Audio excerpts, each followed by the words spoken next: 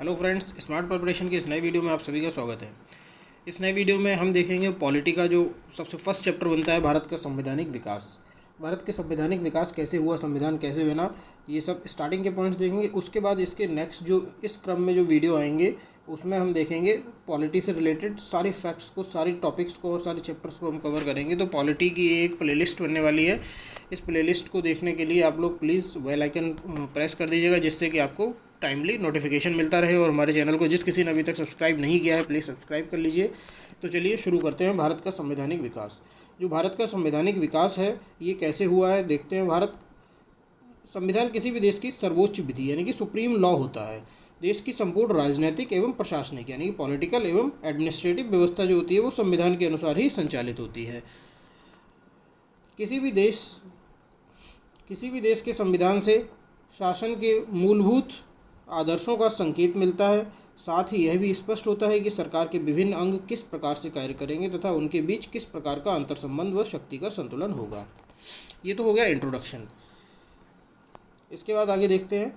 यद्यपि भारतीय संविधान का निर्माण भारतीय प्रतिनिधियों से निर्मित एक संविधान सभा द्वारा किया गया, तो भारतीय संविधान का निर्माण संविधान सभा द्वारा किया गया है, परंतु इसमें उल्लिखित अधिकांश प्रावधानों का विकास भारत में ब्रिटिश शासन के दौरान हुआ था। इसका संक्षिप्त विवरण निम्नलिखित है। तो सबसे पहले हम देखते हैं कि आखिर भारत का संवैधानिक विकास का क्या क्रम रहा था। तो भारत के संवैधानिक विकास के क्रम में कुछ एक्ट्स आए थे जो कि ईस्ट इंडिया कंपनी के अंतर्गत आए थे, और कुछ एक्ट्स आए थे जो कि ब्रिटिश क्राउन के अंतर्गत आए थे। ब्रिटिश क्राउन का जो शासन इस्टेब्लिश हुआ था इंडिया में वो 1858 में हुआ था। जो 1857 की क्रांति थी उसके बाद ब्रिटिश क्राउन का शासन आ गया था, यानी कि जो ब्रिटिश राजशाही शासन आ गया था। लेकिन उससे पहले जो था वो ईस्ट इंडिया कंपनी का शासन हुआ करता था भारत पे। तो ईस्ट इंडिया कंपनी के अंतर्गत जो जो एक्ट्स आए उसमें सबसे पहला आता है रेगुलेटिंग एक्ट 1773। उसके बाद पिट्स इंडिया एक्ट 1784, उसके बाद चार्टर एक्ट 1793, उसके बाद चार्टर एक्ट 1813, उसके बाद चार्टर एक्ट 1833। नेक्स्ट आता है चार्टर एक्ट 1853। तो इस तरीके से हमने देखा रेगुलेटिंग एक्ट 1773, 1784 और उसके बाद चार्टर एक्ट आए 1793, 1333 और 53। नेक्स्ट जो ब्रिटिश क्राउन के अंतर्गत जब शासन शुरू हुआ 1857 की क्रांति के बाद, तो उसमें पहला जो एक्ट आया वो उसको बोला गया भारत शासन अधिनियम 1858, 1858।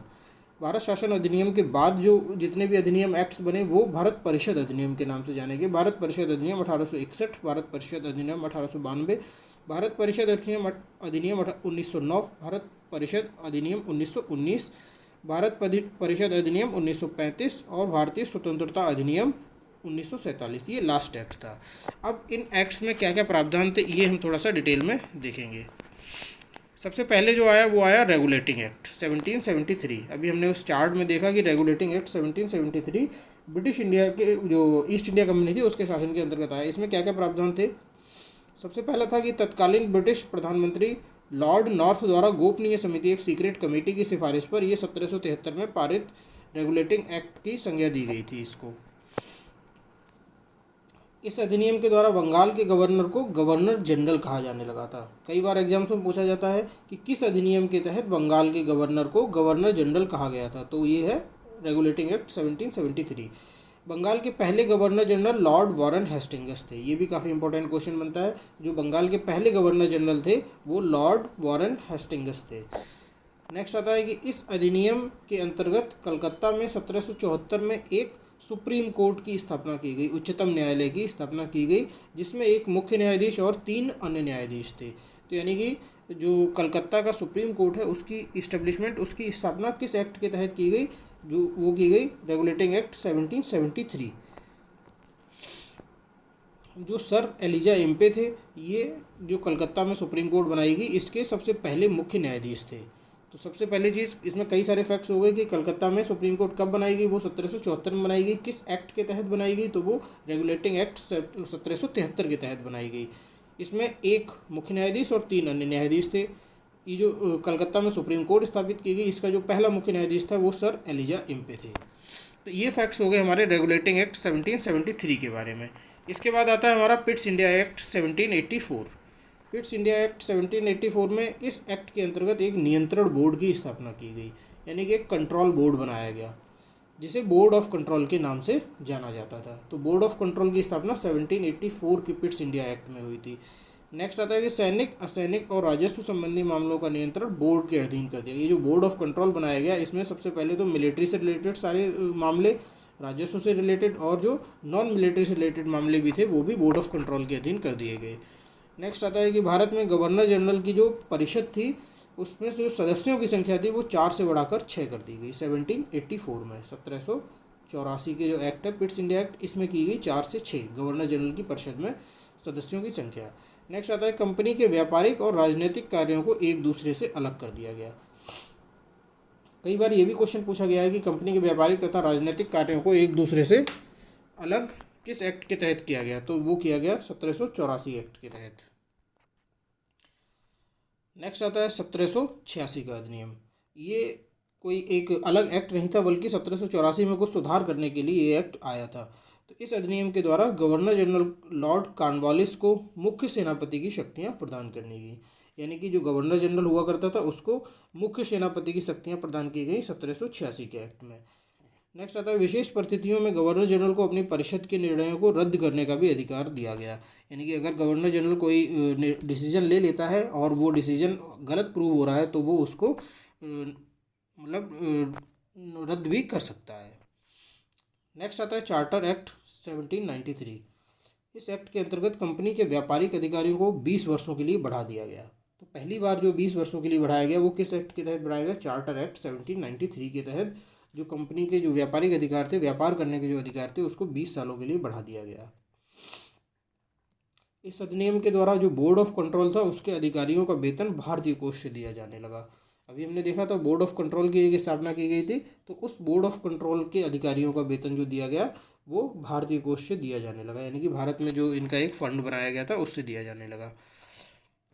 नेक्स्ट आता है गवर्नर जनरल का बम्बई और मद्रास प्रेसिडेंशियों पर स्पष्ट अधिकार हो गया था। जो गवर्नर जनरल थे उन्होंने बम्बई और मद्रास दोनों पर अधिकार कर लिया था। ये सब कुछ हुआ 1793 में। नेक्स्ट आता है 1793 के 20 साल बाद नेक्स्ट एक्ट बना जिसको कि चार्टर एक्ट 1813 या फिर 1813 बोला गया। इस एक्ट के द्वारा कंपनी के व्यापारिक एकाधिकार समाप्त कर दिए गए। अभी हमने देखा था 1793 में 20 साल के लिए कंपनी के अधिकार बढ़ाए गए थे, लेकिन 20 साल बाद जो एक्ट आया उसमें ये कहा गया जो इसके जो एकाधिकार हैं वो समाप्त कर दिए गए, परंतु चीन से व्यापार और चाय के व्यापार पर उसका एकाधिकार बना रहा। एकाधिकार से मतलब है कि सिर्फ वही वहाँ पर व्यापार कर सकता है, सिर्फ उसी का अधिकार है, कंपनी का ही अधिकार था। जो ईस्ट इंडिया कंपनी थी सिर्फ उसी का अधिकार था भारत में व्यापार करने का, तो वो 1813 में समाप्त कर दिया गया। लेकिन उसको दो एकाधिकार दिए गए कि चीन से सिर्फ वही कंपनी ईस्ट इंडिया कंपनी ही व्यापार करेगी और जो चाय का व्यापार होगा वो भी सिर्फ ईस्ट इंडिया कंपनी करेगी। नेक्स्ट आता है कंपनी को अगले 20 वर्षों के लिए भारतीय प्रदेशों और राजस्व पर नियंत्रण का अधिकार दिया गया।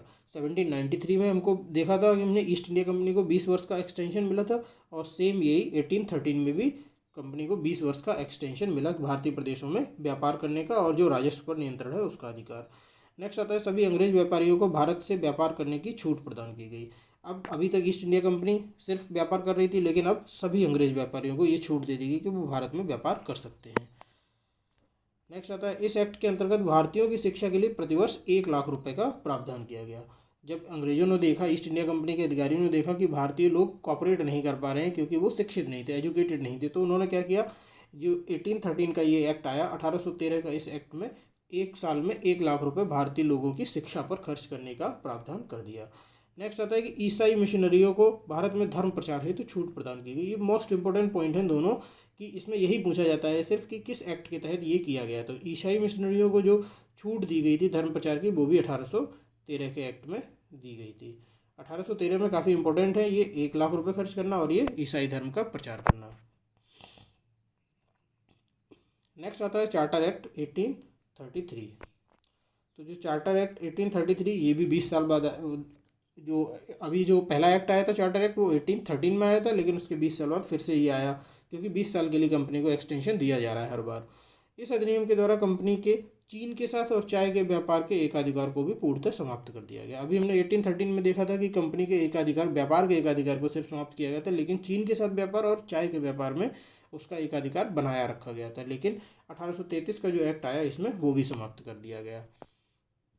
अब उसे केवल राजनीतिक कार्य ही करने थे। नेक्स्ट आता है राजस्व पर कंपनी के अधिकारों को पुनः 20 वर्षों के लिए बढ़ा दिया गया। जो भारत से राजस्व प्राप्त होता था उस पर अभी कंपनी का ही अधिकार था और उसे फिर से 20 वर्ष का एक्सटेंशन दे दिया गया।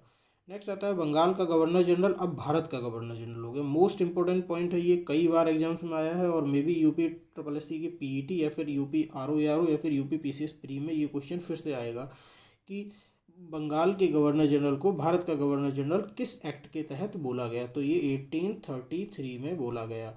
1833 में बोला गया और पहले जो गवर्नर जनरल थे भारत के वो लॉर्ड विलियम बेंटिक थे।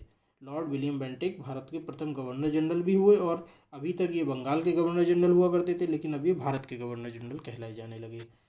नेक्स्ट आता है गवर्नर जनरल की परिषद में विधि सदस्य, विधि मतलब लॉ मेंबर्स जो थे उसके रूप में लॉर्ड मैकाले को शामिल किया गया।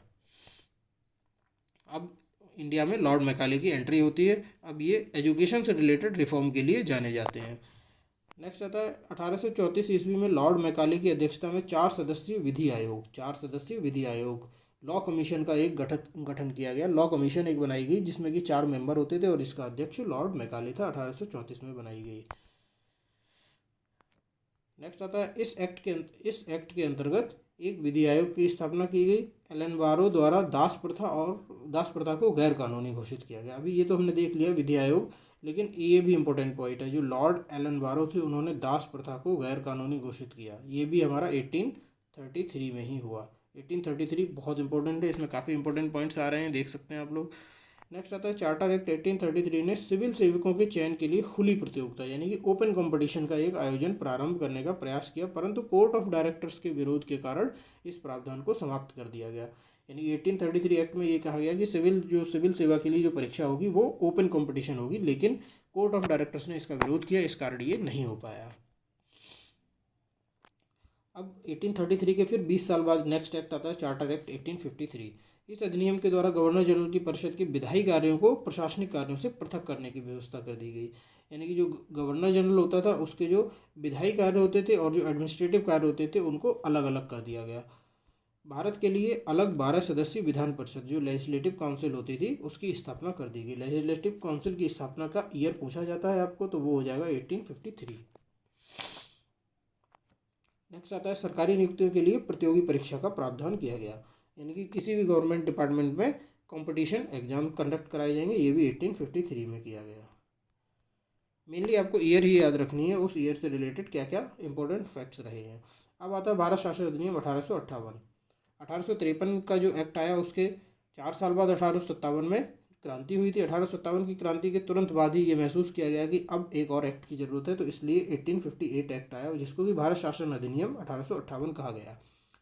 इस एक्ट के अंतर्गत ईस्ट इंडिया कंपनी का शासन समाप्त कर दिया गया, पहली चीज़, और भारतीय शासन का दायित्व ब्रिटिश क्राउन को दे दिया गया। यानी कि ब्रिटिश के जो महारानी या फिर महाराजा होंगे वो ही अब भारत में शासन करेंगे।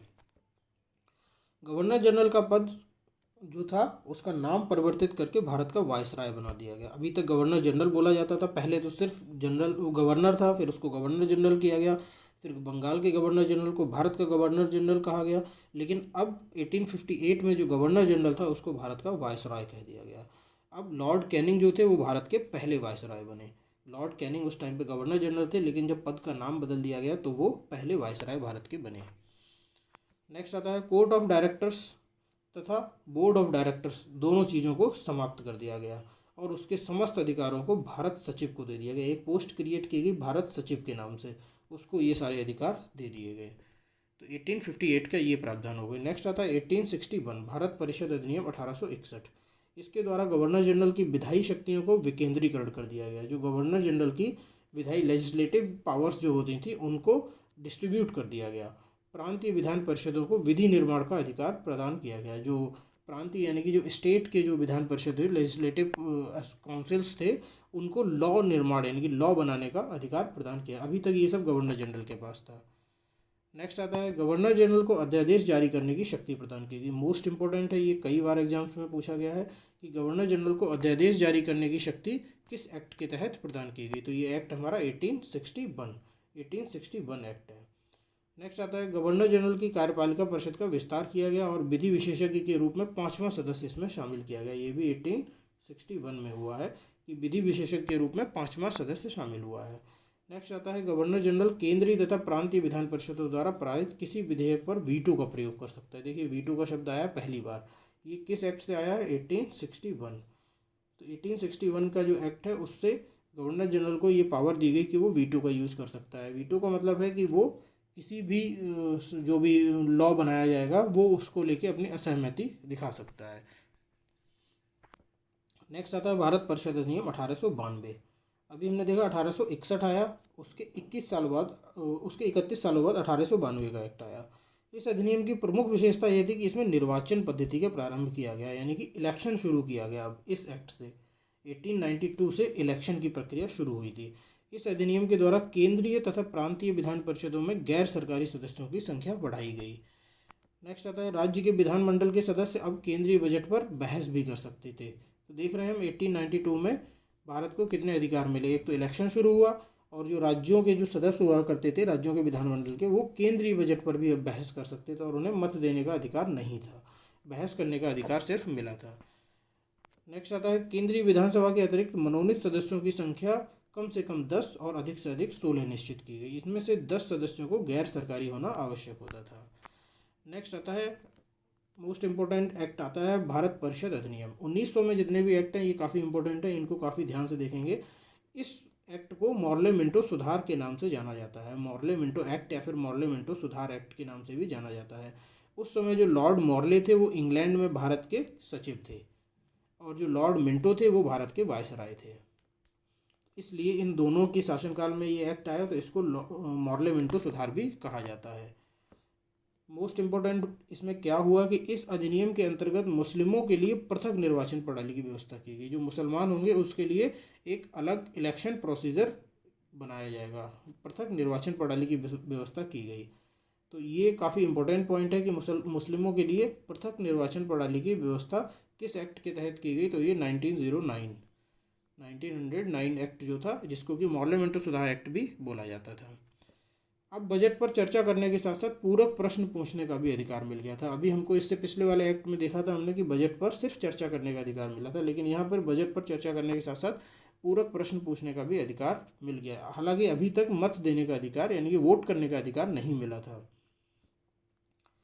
सत्येंद्र प्रसाद सिन्हा वायसराय की कार्यपालिका परिषद के प्रथम भारतीय सदस्य बने। उन्हें विधि सदस्य बनाया गया था। काफ़ी इंपॉर्टेंट नाम है ये, इसको याद कर लेंगे, इसको रट लेंगे कि जो पहले विधि सदस्य थे भारत के, प्रथम भारतीय सदस्य थे जो कि वायसराय की कार्यपालिका परिषद थी, जो वायसराय हुआ करता था, उसकी जो काउंसिल मेंबर्स थे उसमें पहले भारतीय को शामिल किया गया, वो थे हमारे सत्येंद्र प्रसाद सिन्हा।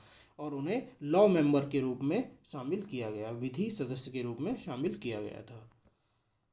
लॉर्ड मिंटो को सांप्रदायिक निर्वाचन का जनक कहा जाता है। अभी हमने देखा सांप्रदायिक निर्वाचन यानी कि मुस्लिमों के लिए अलग निर्वाचन प्रणाली की व्यवस्था की थी, तो इसलिए उनको सांप्रदायिक निर्वाचन का जनक भी कहा जाता है। एक और मोस्ट इम्पोर्टेंट एक्ट आता है भारत शासन अधिनियम 1919। 1909 के जस्ट 10 साल बाद 1919 का एक्ट आया। तो 1919 में के इस अधिनियम को मॉन्टेग्यू चेम्सफोर्ड सुधार अधिनियम के नाम से जाना जाता है। 1909 के हमने देखा था कि वो मॉर्ले मिंटो सुधार अधिनियम थे, जबकि 1919 का मॉन्टेग्यू चेम्सफोर्ड सुधार अधिनियम है, क्योंकि इस अधिनियम के जन्मदाता भारत सचिव मॉन्टेग्यू और भारत के गवर्नर जनरल चेम्सफोर्ड हुआ करते। 1919 किस एक्ट की मुख्य विशेषता प्रांतों में द्वैध शासन, डायरची सिस्टम का यूज़ किया गया था।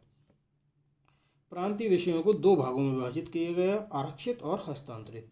यानी कि जो भी प्रांत जो हुआ करते थे उसमें लॉ बनाने की पावर को दो पार्ट में डिवाइड कर दिया गया। एक तो रिजर्व्ड पावर्स हो गई और एक जो डेलीगेटरी हो गई, किसी को दी जा सकती हैं, हस्तांतरित की जा सकती हैं। अब प्रांतीय विषयों को जो दो भाग में बांटा गया, वो कैसे बांटा गया? आरक्षित विषय जो थे राजस्व, न्याय, वित्त, पुलिस, ये इस तरीके के जो विषय थे ये रिजर्व्ड थे, यानी कि इसको किसी को भी ट्रांसफ़र नहीं किया जा सकता था। और जो हस्तांतरित विषय थे वो स्थानीय सुशासन, शिक्षा, कृषि और स्वास्थ्य, यानी कि इन पर प्रांत में कोई भी कोई भी लॉ बना सकता था, लेकिन इसके मामले में सिर्फ वायसराय ही बनाएगा। इस अधिनियम के द्वारा केंद्र में द्विसदनीय व्यवस्थापिका की स्थापना की गई। काफ़ी इंपॉर्टेंट पॉइंट है कि द्विसदन यानी कि जो अभी हम देख रहे हैं राज्यसभा और लोकसभा, इस तरीके से दो सदन की व्यवस्था की गई थी 1919 एक्ट में, जिसको कि मॉन्टेग्यू चेम्सफोर्ड सुधार अधिनियम भी बोला जाता है। मुस्लिमों के साथ साथ ईसाई, सिख, आंग्ल भारतीयों के लिए भी पृथक निर्वाचन पद्धति की शुरुआत हुई। अभी हमने देखा 1909 में मुस्लिमों के लिए सिर्फ अलग निर्वाचन पद्धति मिली थी, लेकिन 1919 में सिख, ईसाई और एंग्लो इंडियन जो आंग्ल भारतीय थे उनके लिए भी अलग निर्वाचन पद्धति की शुरुआत कर दी गई। और इस एक्ट के तहत लोक सेवा आयोग का गठन किया गया। मोस्ट इम्पोर्टेंट है, लोक सेवा आयोग का गठन कब किया गया? 1919 के एक्ट में, 1919 के एक्ट में। इसके बाद आता है हमारा मोस्ट कंट्रोवर्शियल चीज़, साइमन कमीशन। साइमन कमीशन को काफ़ी ध्यान से पढ़ेंगे। नवंबर 1927 में ब्रिटिश सरकार द्वारा सर जॉन साइमन के नेतृत्व में 7 सदस्यीय वैधानिक आयोग का गठन किया गया, जिसका कार्य भारत शासन अधिनियम 1919 के क्रियान्वयन की समीक्षा करनी थी। यानी कि जो सर जॉन साइमन के नेतृत्व में एक 7 सदस्यीय आयोग, एक कमीशन गठित किया गया, जिसको कोई साइमन कमीशन बोला जाता था। उसका काम था जो 1919 का जो भारत शासन अधिनियम था वो कितना इम्प्लीमेंट हो पाया उसकी समीक्षा करनी थी। आयोग द्वारा वर्ष 1930 में अपनी रिपोर्ट भारत सरकार को सौंपी गई, जिसकी प्रमुख सिफारिशें निम्नलिखित थी। 1927 में बनाया गया साइमन कमीशन और 1930 में उसने अपनी रिपोर्ट सबमिट की थी। रिपोर्ट्स में उसने क्या क्या कहा था? प्रांतों में द्वैध शासन को समाप्त कर उन्हें स्वायत्तता प्रदान की जाए। जो प्रांतों में डायरची सिस्टम था, यानी कि उसके कुछ सब्जेक्ट्स पर केंद्र का हाथ हुआ करता था और कुछ सब्जेक्ट्स पर वो खुद से अपने लॉ बना सकता था, तो उन्होंने कहा गया उनको इंडिपेंडेंट कर दिया जाए, द्वैध शासन समाप्त कर दिया जाए। नेक्स्ट आता है राज्यों में सरकारों का विस्तार किया जाए। जो राज्य हैं, स्टेट्स हैं, उनमें सरकार प्रॉपर बनाई जाए। सशक्त संघ की स्थापना की जाए, एक काफ़ी पावरफुल यूनियन बनाई जाए। जो यूनियन का मतलब है सेंट्रल गवर्नमेंट जो है वो एक काफ़ी पावरफुल होनी चाहिए। नेक्स्ट है सांप्रदायिक निर्वाचन व्यवस्था को जारी रखा जाए। इन्होंने कहा कि जो सांप्रदायिक निर्वाचन व्यवस्था है मुस्लिम, सिख, ईसाई और एंग्लो इंडियन, इनके लिए जो ये सांप्रदायिक निर्वाचन व्यवस्था है उसको कंटिन्यू किया जाए।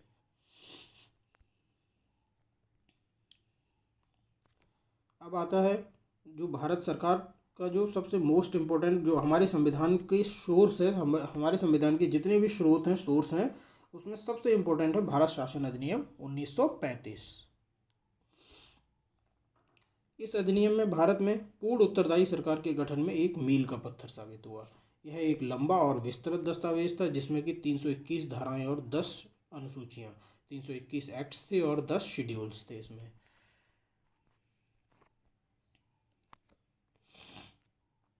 देखेंगे भारत शासन अधिनियम जो था 1935, उसमें क्या क्या प्रावधान थे।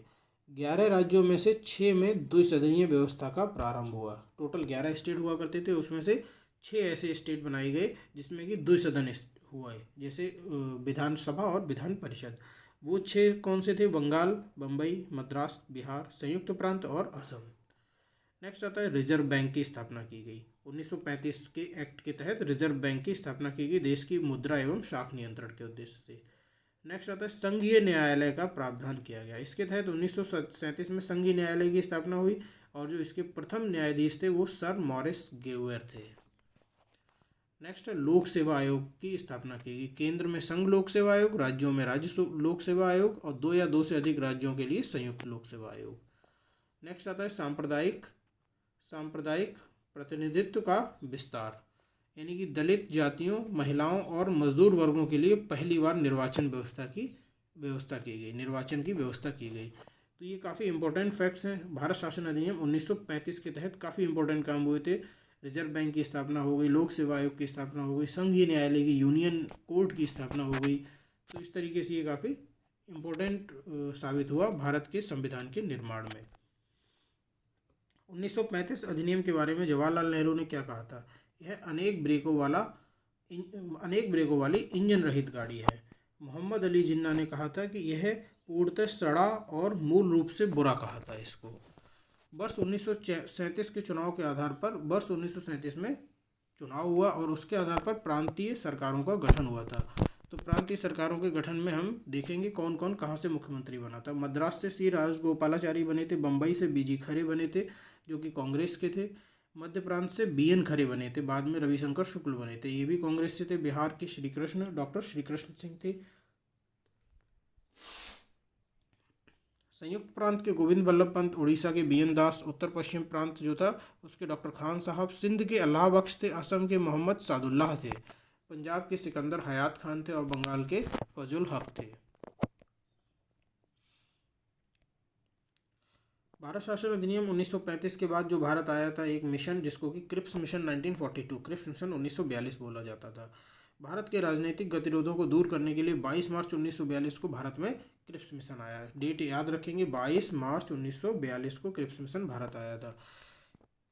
क्रिप्स मिशन के अनुसार डोमिनियन स्टेट्स जो थे, अधिराज्य जो थे, के साथ एक भारतीय संघ की स्थापना की जाएगी। क्रिप्स मिशन ने कहा जितने भी डोमिनियन स्टेट्स हैं उनको मिला के एक इंडियन यूनियन बनाई जाएगी।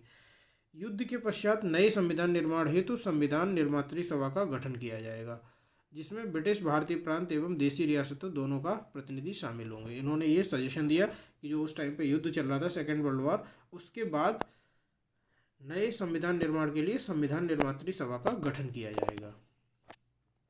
संविधान सभा द्वारा निर्मित संविधान जिन प्रांतों को स्वीकार नहीं होगा वे भारतीय संघ से पृथक हो सकते हैं। इन्होंने ये छूट दी कि जो भी राज्य इंडियन यूनियन में शामिल होना चाहते हैं वही हों, किसी पे कोई कंपल्सन नहीं था। क्रिप्स प्रस्ताव में पाकिस्तान के निर्माण का स्पष्ट प्रावधान न होने के कारण मुस्लिम लीग ने क्रिप्स प्रस्ताव को अस्वीकार कर दिया था। मुस्लिम लीग जो थी उसकी डिमांड थी कि अलग से पाकिस्तान बनाया जाए, लेकिन क्रिप्स मिशन जो आया उसने ऐसा कुछ भी प्रावधान नहीं किया, तो इसलिए मुस्लिम लीग ने इस क्रिप्स प्रस्ताव को अस्वीकार कर दिया गया था। कांग्रेस द्वारा क्रिप्स प्रस्ताव को अस्वीकार करने के क्या कारण थे? अभी हमने देखा मुस्लिम लीग ने क्यों किया और कांग्रेस ने क्यों किया। क्रिप्स प्रस्ताव में अप्रत्यक्ष रूप से पाकिस्तान की मांग को स्वीकार किया गया था, डायरेक्ट नहीं स्वीकार किया गया था, लेकिन इनडायरेक्ट रूप से उन्होंने ये कहा था कि पाकिस्तान बनाया जा सकता है। तो इस कारण कांग्रेस ने भी इसको स्वीकार कर दिया, क्योंकि कांग्रेस नहीं चाहती थी भारत का विभाजन हो। नेक्स्ट है भारत की सुरक्षा के प्रश्न पर कांग्रेस क्रिप्स प्रस्ताव से सहमत नहीं था। अब आती है वेवल योजना 1945। 1942 की क्रिप्स मिशन के बाद वेवल योजना 1945। आप देख रहे हैं कितनी जल्दी जल्दी अब योजनाएं और कितनी जल्दी जल्दी मिशन आने लगे, यानी कि भारत स्वतंत्रता के करीब पहुंच रहा है। यूरोप में विश्व युद्ध की समाप्ति के बाद जापान के विरुद्ध भारतीय समर्थन प्राप्त करने तथा भारत में संवैधानिक गतिरोध को समाप्त करने के लिए 4 जून 1945 को भारत के तत्कालीन वायसराय लॉर्ड वेवल ने जिस योजना की घोषणा की उसे वेवल योजना कहा जाता है। वेवल योजना आई 1945 में। इसका उद्देश्य द्वितीय विश्व युद्ध के पश्चात भारतीयों द्वारा संविधान बनाए जाने के लिए अंतरिम सरकार का गठन करना था। वेवल योजना के तहत ये कहा गया कि भारत अपनी अंतरिम सरकार बना सकते हैं। योजना में कहा गया कि वायसराय की कार्यकारिणी परिषद का पुनर्गठन किया जाएगा, जिसमें वायसराय और सैन्य प्रमुख को छोड़कर शेष सभी सदस्य भारतीय होंगे। परिषद में हिंदुओं और मुस्लिमों को समान प्रतिनिधित्व मिलेगा। इस योजना को कांग्रेस और मुस्लिम लीग दोनों ने अस्वीकार कर दिया, क्योंकि जहां कांग्रेस एक अखंड भारत चाहता था, यानी कि भारत का कोई हिस्सा ना हो, वहीं मुस्लिम लीग पाकिस्तान के लिए अपनी मांग कर रहा था। इस कारण ये वेवल योजना जो थी वो असफल हो गई थी। अब आता है शिमला सम्मेलन 1945। जो शिमला सम्मेलन हुआ था 1945, 25 जून 1945 को यह शिमला सम्मेलन होने वाला एक सर्वदलीय सम्मेलन था। इसमें सारे दल सम्मिलित हुए थे, जिसमें से कुल 22 प्रतिनिधियों ने भाग लिया था। इस प्रतिनिधि मंडल का नेतृत्व अबुल कलाम आज़ाद ने किया था। 1945 का जो शिमला सम्मेलन था इसका नेतृत्व अबुल कलाम आज़ाद ने किया था और इसमें 22 प्रतिनिधि शामिल हुए थे। जितने भी दल हुआ करते थे उस टाइम पे भारत में, लगभग सभी के रिप्रेजेंटेटिव इस सम्मेलन में आए थे अपनी अपनी बात रखने। इस सम्मेलन में मुस्लिम लीग द्वारा यह शर्त रखी गई थी कि वायसराय की कार्यकारिणी परिषद में नियुक्त होने वाले सभी मुस्लिम सदस्यों का चयन मुस्लिम लीग द्वारा किया जाएगा। उन्होंने ये ओपन जो चुनाव हुआ था, इलेक्शन हुआ करता था, उसको मना करके उन्होंने कहा कि मुस्लिम लीग जिसको डिसाइड करेगी सिर्फ वही लोग उसमें कार्यकारिणी परिषद में सदस्य बनेंगे।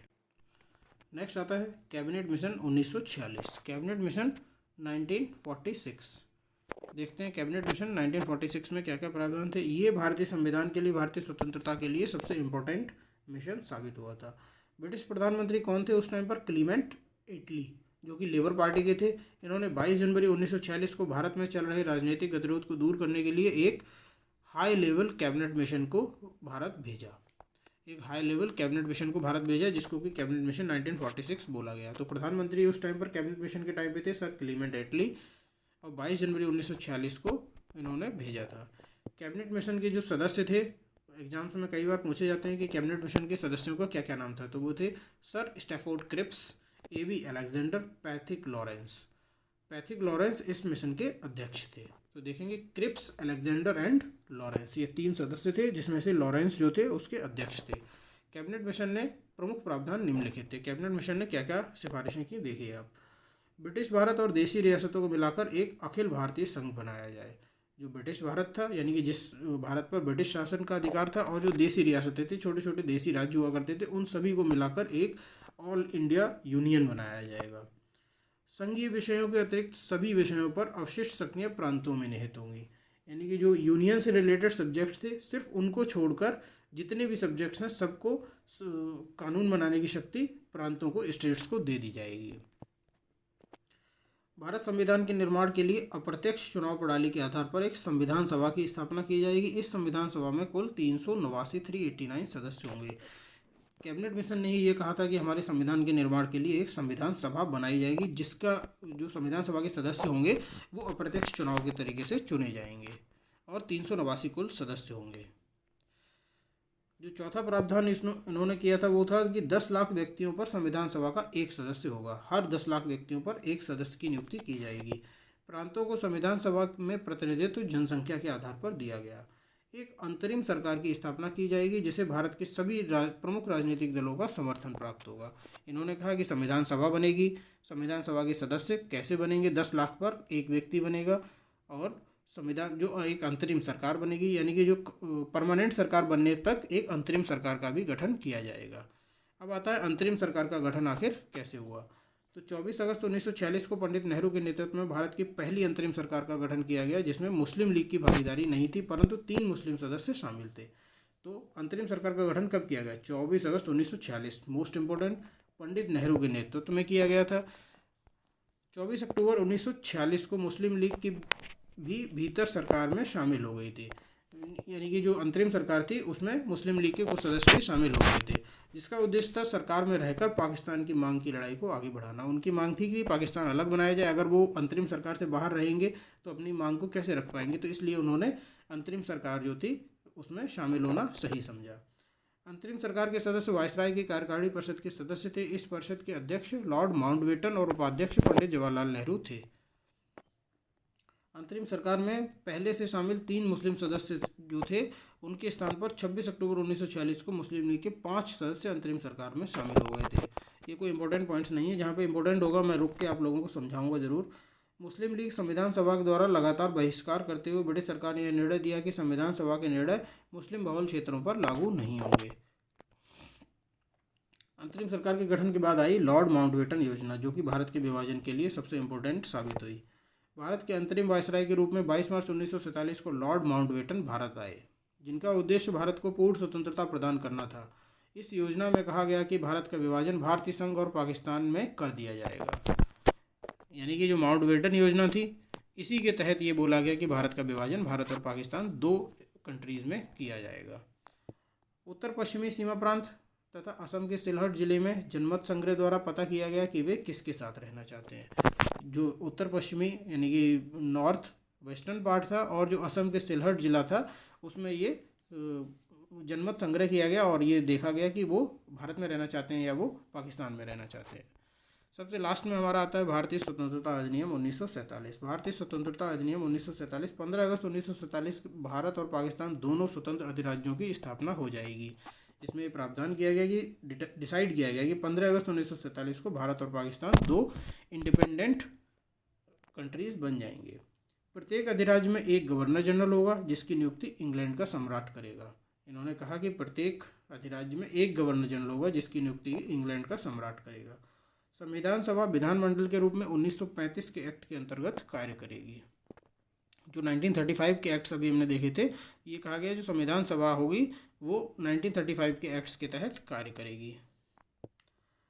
दोनों अधिराज्यों की सीमा का निर्धारण करने के लिए 2 सीमा आयोग बनाए गए। एक को पंजाब सीमा आयोग बोला गया और एक को बंगाल सीमा आयोग बोला गया, और जिसकी अध्यक्षता सर सोरेल रेडक्लिफ ने की थी। इसी कारण जो भारत और पाकिस्तान की सीमा है उसको रेडक्लिफ सीमा कहा जाता है। आते हैं अब संविधान सभा कैसे बनी। जुलाई अगस्त 1946 में संविधान सभा के लिए चुनाव हुए, जिसमें ब्रिटिश सरकार की 296 सीटों में से 208 सीटों पर भारतीय कांग्रेस जीती और 73 सीटें मुस्लिम लीग को तथा 15 सीटें छोटे दलों को और स्वतंत्र सदस्यों को प्राप्त हुई थी। देश के विभाजन की योजना स्पष्ट होने पर पाकिस्तान में शामिल होने वाले क्षेत्रों एवं देशी रियासतों से चुनकर आने वाले सदस्य भारत की संविधान सभा के सदस्य नहीं रहे। परिणाम स्वरूप क्या हुआ कि संविधान सभा में 389 के स्थान पर सिर्फ 299 सदस्य ही रह गए, जिसमें से 229 सदस्य प्रांतों से तथा 70 सदस्य जो थे वो देशी रियासतों से प्रतिनिधित्व करते थे। संविधान सभा में महिला सदस्यों की संख्या 15 थी। मोस्ट इंपोर्टेंट, कई बार एग्जाम्स में पूछा गया है ये। महिला सदस्यों की संख्या 15 थी, अनुसूचित जाति के सदस्यों की संख्या 26 थी और अनुसूचित जनजाति के सदस्यों की संख्या 33 थी। तीनों नंबर याद रखेंगे जो संविधान सभा में महिला सदस्य 15, SC 25 एंड ST 33 थे। 9 दिसंबर 1946 को संविधान सभा की प्रथम बैठक हुई थी। इंपॉर्टेंट डेट है 9 दिसंबर 1946 को, जिसमें सच्चिदानंद सिन्हा को अस्थायी अध्यक्ष नियुक्त किया गया था। सच्चिदानंद सिन्हा संविधान सभा के पहले अध्यक्ष थे, लेकिन वो अस्थायी थे। 11 दिसंबर 1946 को जो दूसरी बैठक हुई उसमें डॉक्टर राजेंद्र प्रसाद को संविधान सभा का अध्यक्ष चुना गया और HC मुखर्जी को उपाध्यक्ष चुना गया। सर BN राव को संविधान सभा का संवैधानिक सलाहकार बनाया गया। संवैधानिक सलाहकार किसे बनाया गया? सर BN राव को काफ़ी बार पूछा जाता है। और जो प्रथम स्थायी अध्यक्ष की बात की जाए वो डॉक्टर राजेंद्र प्रसाद थे, और प्रथम अस्थायी अध्यक्ष की बात अभी हमने ऊपर देखा कि वो सच्चिदानंद सिन्हा जी थे। भारत के संवैधानिक सलाहकार BN राव द्वारा संविधान का पहला प्रारूप तैयार किया गया। इस प्रारूप में 243 अनुच्छेद और 13 अनुसूचियाँ थीं। जो BN राव थे संवैधानिक सलाहकार, उन्होंने सबसे पहला प्रारूप तैयार किया था। उसमें 243 अनुच्छेद और 13 अनुसूचियाँ थीं। आगे आते हैं उद्देश्य प्रस्ताव। उद्देश्य प्रस्ताव से रिलेटेड काफ़ी क्वेश्चन एग्जाम्स में आते हैं। संविधान सभा का निर्माण 13 दिसंबर 1946 को पंडित जवाहरलाल नेहरू के उद्देश्य प्रस्ताव यानी कि जिसको कि ऑब्जेक्टिव रिजोल्यूशन बोला जाता है, इसके साथ ही प्रारंभ हुआ था। यही उद्देश्य प्रस्ताव भावी संविधान की रूपरेखा थी। इस उद्देश्य प्रस्ताव में कुल 8 अनुच्छेद शामिल थे, जिसको कि इस टाइम पे संविधान का प्रियम्बल प्रस्तावना बोलते हैं। उसी को उद्देश्य प्रस्ताव उस टाइम पर बोला गया। नेहरू के उद्देश्य प्रस्ताव में सामाजिक, आर्थिक एवं राजनीतिक न्याय, अभिव्यक्ति की स्वतंत्रता, उपासना का अधिकार आदि सम्मिलित थे। नेहरू ने इस उद्देश्य प्रस्ताव को 22 जनवरी 1947 को सर्वसम्मति से स्वीकार कर लिया था। नेहरू का जो ये उद्देश्य प्रस्ताव था, इसको 22 जनवरी 1947 को संविधान सभा द्वारा स्वीकार कर लिया गया था। और इसी के परिवर्तित रूप को संविधान की प्रस्तावना यानी कि प्रियम्बल ऑफ द कॉन्स्टिट्यूशन बोला जाता है। संविधान सभा की जो प्रमुख समितियां थी उसके बारे में हम जरा देख लेते हैं। जो संघ शक्ति समिति थी उसके जो अध्यक्ष थे पंडित जवाहरलाल नेहरू थे। संघीय संविधान समिति थी उसके भी पंडित जवाहरलाल नेहरू थे। प्रांतीय संविधान समिति थी। प्रांतों की कभी भी बात आए तो याद रखेंगे हमेशा सरदार वल्लभ भाई पटेल को ये जिम्मेदारी दी गई थी कि वो प्रांतों के साथ कोऑर्डिनेट करें। जो प्रारूप समिति के अध्यक्ष थे डॉक्टर भीमराव अम्बेडकर जी थे। नेक्स्ट आता है मौलिक अधिकारों एवं अल्पसंख्यकों की संबंधित परामर्श समिति जो थी उसमें सरदार वल्लभ भाई पटेल उसके अध्यक्ष थे। इस जो मौलिक अधिकारों संबंधी समिति थी इसकी 2 उप समितियाँ भी थीं। एक थी मौलिक अधिकार उप समिति, एक अल्पसंख्यक उप समिति। मौलिक अधिकार उप समिति के अध्यक्ष जो थे वो JB कृपलानी जी थे और अल्पसंख्यक उप समिति के अध्यक्ष HC मुखर्जी थे। नेक्स्ट आता है प्रक्रिया नियम समिति। इसके डॉक्टर राजेंद्र प्रसाद जी अध्यक्ष थे। राज्यों के लिए जो समिति बनाई गई थी उसमें पंडित जवाहरलाल नेहरू अध्यक्ष थे और संचालन समिति के अध्यक्ष डॉक्टर राजेंद्र प्रसाद थे। संचालन समिति, प्रक्रिया नियम समिति, ये इंपॉर्टेंट है, थोड़े से ऑड पॉइंट्स हैं इसलिए यही एग्जाम्स में पूछे जाते हैं। छोटी समितियां एवं उनके अध्यक्ष। संविधान सभा के कार्यों से संबंधित समिति जो थी उसके GV मावलंकर थे। कार्य संचालन समिति डॉक्टर KM मुंशी थे। सदन समिति के डॉक्टर B पट्टाभी सीतारामैया थे। राष्ट्रध्वज संबंधी तदर्थ समिति काफ़ी इंपॉर्टेंट है, ये डॉक्टर राजेंद्र प्रसाद उसके अध्यक्ष थे। क्रेडेंशियल समिति के अल्लादी कृष्ण स्वामी अय्यर थे। वित्त एवं कर्मचारी समिति जो थी उसके डॉक्टर राजेंद्र प्रसाद जी थे। आयुक्तों के प्रांतों के लिए समिति जो थी उसके B पट्टाभी सीतारामैया जी थे। सर्वोच्च न्यायालय के लिए जो तदर्थ समिति बनी थी, इंपॉर्टेंट है ये, उसके S वरदाचार्य इसके जो अध्यक्ष हुआ करते थे। अब आते हैं संविधान दिवस। 26 नवंबर को भारत में संविधान दिवस के रूप में मनाया जाता है। इसका प्रारंभ वर्ष 2015 से प्रारंभ हुआ क्योंकि यह वर्ष संविधान निर्माता डॉक्टर भीमराव अम्बेडकर के 125वें जन्म दिवस के रूप में मनाया जाता है। तो संविधान दिवस है हमारा 26 नवंबर। कब से शुरू हुआ? 2015 से। अंतर्राष्ट्रीय लोकतंत्र दिवस कब मनाया जाता है? 15 सितंबर 2015 को विश्व भर में अंतर्राष्ट्रीय लोकतंत्र दिवस के रूप में मनाया गया। संयुक्त राष्ट्र महासभा ने वर्ष 2017 में यह प्रस्ताव पारित करके इस दिवस को प्रतिवर्ष लोकतंत्र दिवस के रूप में मनाने की घोषणा की। पहली बार 2015 में मनाया गया, लेकिन 2017 में ये रेजोल्यूशन लिया गया कि जो इंटरनेशनल डेमोक्रेसी डे होगा वो 15 सितंबर को मनाया जाएगा। तो इस तरीके से दोस्तों हमने भारत के संवैधानिक विकास को इस एक वीडियो में कवर करने का जो प्रयास किया है, काफ़ी शॉर्ट में और काफ़ी इंपॉर्टेंट चीज़ों को कवर करने की जो कोशिश की है। इस वीडियो को रिपीटेडली अगर आप 1 से 2 बार देखेंगे तो काफ़ी फैक्ट्स आपको याद हो जाएंगे और इस वीडियो से ही हर पेपर में 1 से 2 क्वेश्चन जरूर बनते हैं, क्योंकि संवैधानिक विकास से संबंधित 2 क्वेश्चन बनने तय होते हैं पॉलिटी से। उसके बाद जो आते हैं वो जो बाकी बची हुई पॉलिटी है, भारत का संविधान है या फिर संवैधानिक प्रावधान जो है उससे आते हैं। तो थैंक यू दोस्तों फॉर वाचिंग स्मार्ट प्रिपरेशन। हमारे चैनल स्मार्ट प्रिपरेशन को ज़्यादा से ज़्यादा शेयर करिए, लाइक करिए, और जिस किसी ने अभी तक सब्सक्राइब नहीं किया है प्लीज़ सब्सक्राइब कर लीजिए। Thank you.